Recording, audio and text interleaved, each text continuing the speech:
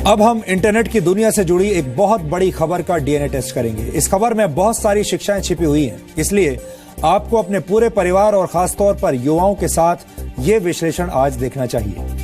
आपने internet company Yahoo का नाम जरूर सुना होगा। आज से करीब 15-16 वर्ष पहले याहू इंटरनेट का दूसरा नाम हुआ करता था। बहुत मुमकिन है कि आपने भी अपना पहला ईमेल अकाउंट याहू पर ही बनाया होगा। याहू के चैटरूम्स और याहू मैसेंजर कभी दुनिया के सबसे बड़े सोशल नेटवर्किंग प्लेटफॉर्म्स हुआ करते थे।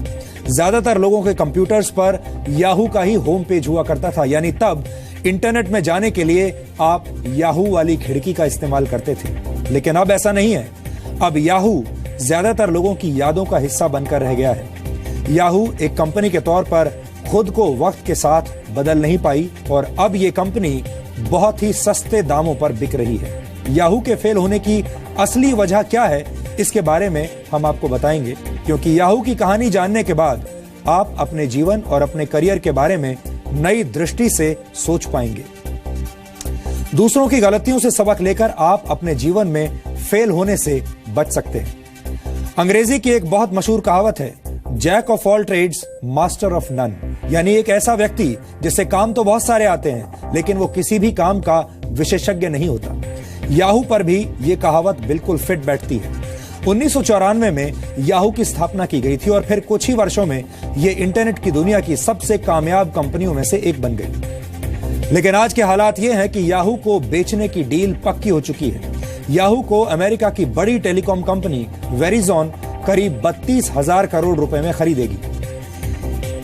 एक साथ कई तरह के कारोबार शुरू करके Yahoo jack of all trades तो बन गई, लेकिन यह कंपनी किसी भी एक काम में अपनी विशेषज्ञता साबित नहीं कर पाई। वर्ष 2000 में याहू की कीमत $125 बिलियन यानी 8,30,000 करोड़ रुपए थी। और आपको जानकर हैरानी होगी कि वर्ष 2002 में याहू ने इंटरनेट की दुनिया की सबसे बड़ी कंपनियों में से एक गूगल को खरीदने के लिए $3 बिलियन यानी 20,000 करोड़ रुपए का ऑफर दिया था। लेकिन तब गूगल ने याहू से $5 बिलियन यानी करीब 33,000 करोड़ रुपए मांगे थे और यह डील टूट गई, जिसके बाद याहू ने गूगल को खरीदने से इनकार कर दिया था। इसी तरह सन 2006 में याहू के पास फेसबुक को भी खरीदने का मौका था, लेकिन याहू फेसबुक की कीमत को पहचान नहीं पाई। आपको जानकर हैरानी होगी कि आज सिर्फ 32,000 करोड़ रुपए में बिकने जा रही याहू गूगल और फेसबुक के मुकाबले बहुत छोटी कंपनी बनकर रह गई है। एक जमाने में याहू इन दोनों ही कंपनियों को खरीदना चाहती थी। आज गूगल की ब्रांड वैल्यू ही याहू के मुकाबले करीब 18 गुना ज्यादा है। फोर्ब्स मैगजीन के मुताबिक इस वक्त गूगल की ब्रांड वैल्यू 5 लाख करोड़ रुपए से ज्यादा है। इसके अलावा 2008 में माइक्रोसॉफ्ट ने $44 बिलियन यानी करीब 2,95,000 करोड़ रुपए में याहू को खरीदने का प्रस्ताव दिया था, लेकिन तब याहू ने इस ऑफर को ठुकरा दिया था और आज याहू 2008 के मुकाबले 9 गुना कम कीमत पर बिकने के लिए तैयार है।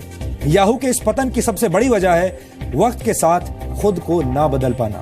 सन 2000 के बाद इंटरनेट की दुनिया तेजी से बदलने लगी, लेकिन याहू ने वक्त के साथ खुद को नहीं बदला और जिस वक्त इंटरनेट कंपनियां सोशल मीडिया और मोबाइल फोन्स की ताकत को पहचान कर अपने ग्राहकों को नए नए प्लेटफॉर्म्स दे रही थी, याहू अपने पुराने तौर तरीकों से ही काम करती रही। याहू की नाकामयाबी के पीछे कुछ और बड़े कारण भी हैं और इनमें से सबसे बड़ी वजह है याहू में अच्छी लीडरशिप का अभाव।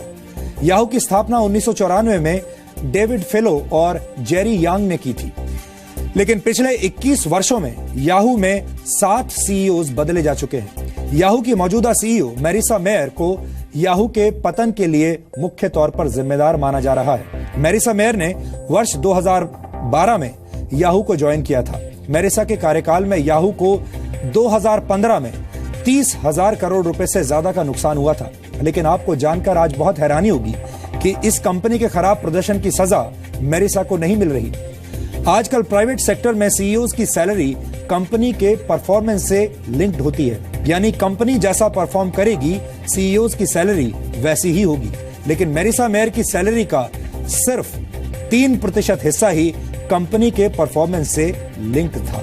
आप ये भी कह सकते हैं कि जिसने अपने नेतृत्व में पूरी कंपनी को डुबो दिया, उसकी जेब पर इसका कोई खास असर नहीं पड़ा। याहू की नाकामी हमें यह शिक्षा देती है कि जब किसी जगह पर नई सोच को प्राथमिकता नहीं दी जाती तो वो जगह जल्द ही इतिहास का हिस्सा बन जाती है। सिर्फ याहू ही नहीं, दुनिया की कई बड़ी कंपनियां जब समय के साथ खुद को बदल नहीं पाई तो उन्हें इसकी भारी कीमत चुकानी पड़ी। और ऐसी ही एक और कंपनी है नोकिया। 1991 में पहली बार फिनलैंड के प्रधानमंत्री ने नोकिया द्वारा बनाए गए उपकरण से दुनिया की पहली जीएसएम कॉल की थी, यानी मोबाइल कॉल की थी। लेकिन 2009 आते आते नोकिया मोबाइल फोन मार्केट में अपना शेयर गंवाने लगी। नोकिया के साथ समस्या यह थी कि वो ऑपरेटिंग सिस्टम्स में हो रहे क्रांतिकारी बदलाव की ताकत को पहचान नहीं पाई और पुराने ढंग से ही चलती रही। इसके बाद खराब दौर से गुजर रही नोकिया को वर्ष 2013 में माइक्रोसॉफ्ट ने खरीद लिया। इसी तरह सन 1888 में दुनिया के पहले कैमरे का निर्माण करने वाली कंपनी कोडैक भी समय के साथ खुद को नहीं बदल पाई और कैमरा बेचने के मामले में दुनिया की कई कंपनियों से पिछड़ गई। आपको जानकर हैरानी होगी कि डिजिटल कैमरे का निर्माण कोडैक ने वर्ष 1975 में ही कर लिया था, लेकिन खुद कोडैक डिजिटल फोटोग्राफी की ताकत को नहीं पहचान पाई और 2012 में कोडैक कंपनी दिवालिया हो गई। ब्रिटिश लेखक जॉर्ज बर्नार्ड शॉ ने कहा था, progress is impossible without change and those who cannot change their minds cannot change anything. यानी बदलाव के बिना तरक्की हासिल नहीं की जा सकती और जो लोग वक्त के साथ अपने सोचने का तरीका नहीं बदल पाते वो कुछ भी नहीं बदल सकते, यानी वो कुछ भी नया नहीं कर सकते। याहू, नोकिया और कोडैक जैसी कंपनियों को चलाने वाले लोग वक्त के साथ अपनी सोच को बदल नहीं पाए और शानदार शुरुआत के बावजूद वक्त से पहले इतिहास का हिस्सा बन गए। हमने अपने इस डीएनए टेस्ट के जरिए आपको यही बताने की कोशिश की है। हम आपसे यही कहना चाहते हैं कि बदलाव प्रकृति का नियम है, इसलिए नए तरीके से सोचिए, नए आइडियाज पर काम कीजिए, नए लोगों से मिलिए, नई सोच अपनाइए। ये सब करने के लिए आपके पास किसी बड़े गोल यानी बड़े उद्देश्य का होना जरूरी नहीं है, क्योंकि जीवन को छोटे छोटे बदलावों से भी सुखद और मंगलमय बनाया जा सकता है। होना यह चाहिए कि आपके पास एक उद्देश्य होना चाहिए, चाहे वो उद्देश्य बड़ा हो या उद्देश्य छोटा हो, लेकिन उद्देश्य होना जरूरी है। इसलिए हम चाहते हैं कि आप रोजाना एक जैसा जीवन ना जिएं, हर दिन कुछ नया करने की कोशिश करें ताकि आप इस दौड़ में पीछे ना रह जाएं।